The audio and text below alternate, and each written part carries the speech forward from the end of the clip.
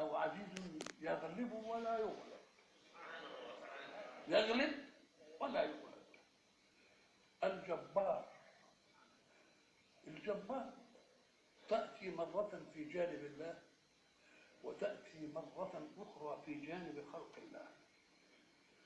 قالوا إن فيها قوما جبارين، قال لك ده دول كما الجماعة اللي هم إيه؟ عظام الأجسام والكوشات، تشوفوا كده تخاف من شكلهم. الله، يوم نبطش البطشة الكبرى في قوله وإذا بطشتم بطشتم جبارين، يعني مبالغين في الله. طب وما أنت عليهم بجبار، ما أنتش مسلط يؤمنوا الله. إذا لها معنى في الخالق ولها معنى في المخلوق. طب في الخالق تبقى إيه بقى؟ لو إحنا عرفنا بقى كلمة العوام في تسمية الذي يعالج العظام المكسورة، نقول مجبر، يعني بيرد العظام إلى إيه؟ ما بيعملش حاجة إلا أنه بيجيب العظم ويحط ويا العظم كده بحكمة، وبعدين يسيب الجسم يعمل إيه؟ ولا بيعمل أي حاجة ويربطه بس.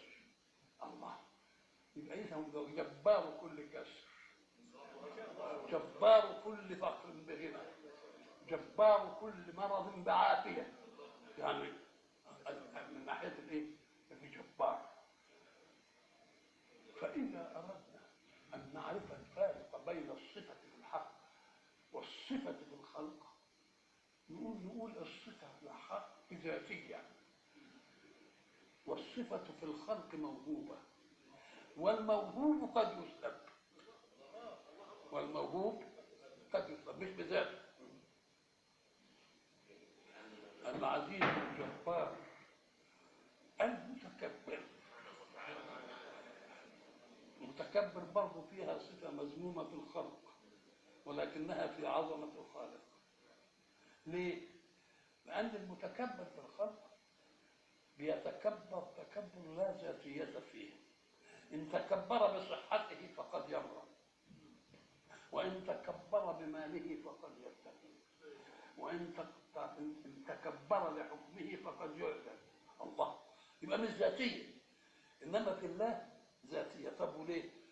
أن المتكبر ده معناه ما حدش يقدر يقول له أنت قدامي خشعت لحاجة، أنه واهب الحاجات، ويتكبر أن يظلم الغير، وما ربك بظلام للعبيد. دي من كبرياء. ليه؟ لأن الظلم معناه إنك تاخد حاجة من واحد عشان تزود اللي عندك. هو متكبر عن هذه الصفة، مش حل الصفة. ليه؟ لأنه هو واهب الأشياء، وما دام هو واهب الأشياء بس. ثم التكبر إن ما يبقاش حد زيه أبدا، عشان الكل يبقى نصيبه من كبريائه واحد.